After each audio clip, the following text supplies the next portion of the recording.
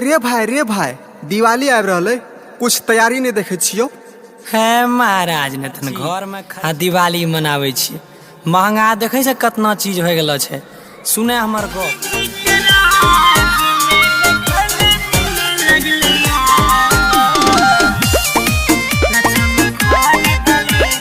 DJ विकास मटियार कला Sitamarhi. Singing by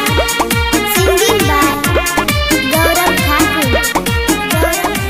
दम पे पेट्रोल के हो कने छे गरीब मुंह खोल के हो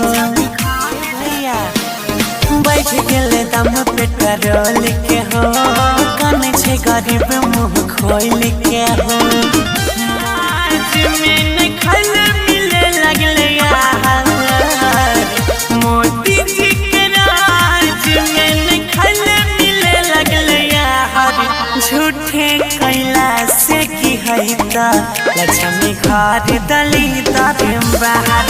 झूठे कैला से की हैता लक्ष्मी घर दलित बाहर। झूठे कैला से की हैता लक्ष्मी घर दलित बाहर।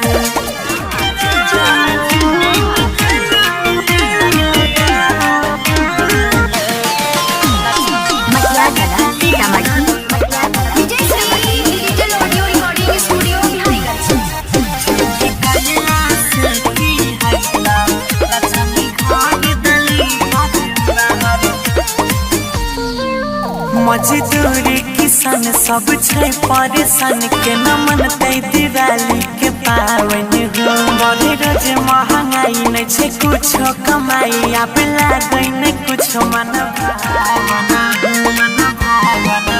मजदूरी किसान सब छै परेशान के न मनते दिवाली के पावन हो। नहीं छै कुछो कमाई रोज बढ़े महंगाई आप लागै नहीं कुछो मन भावना।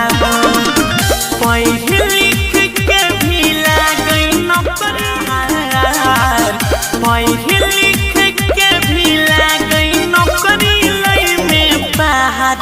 झूठे कैला से की हैता लक्ष्मी घर दलित बाहर। झूठे कैला से की हैता लक्ष्मी घर दलित बाहर। झूठे कैला से की हैता लक्ष्मी घर दलित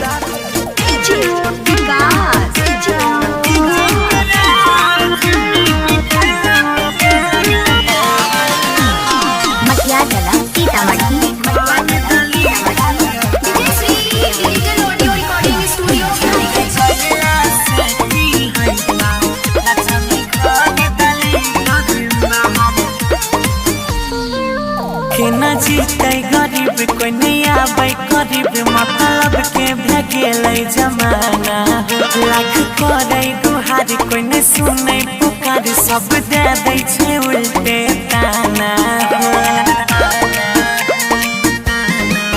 केना जीते गरीब कोई नहीं आबै करीब मतलब के भगेले जमाना।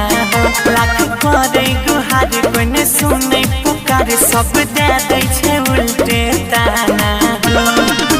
गौरव जइया गाबी गाबी करे गोहार रायतर रणजीत गाबी गाबी करे गोहार। झूठे करने से क्या होगा लक्ष्मी घर दलित बाहर। झूठे कैला से की हैता लक्ष्मी घर दलित बाहर। झूठे कैला से की हैता लक्ष्मी घर दलित बाहर। दोस्तों अगर वीडियो अच्छा लगे तो लाइक और चैनल को सब्सक्राइब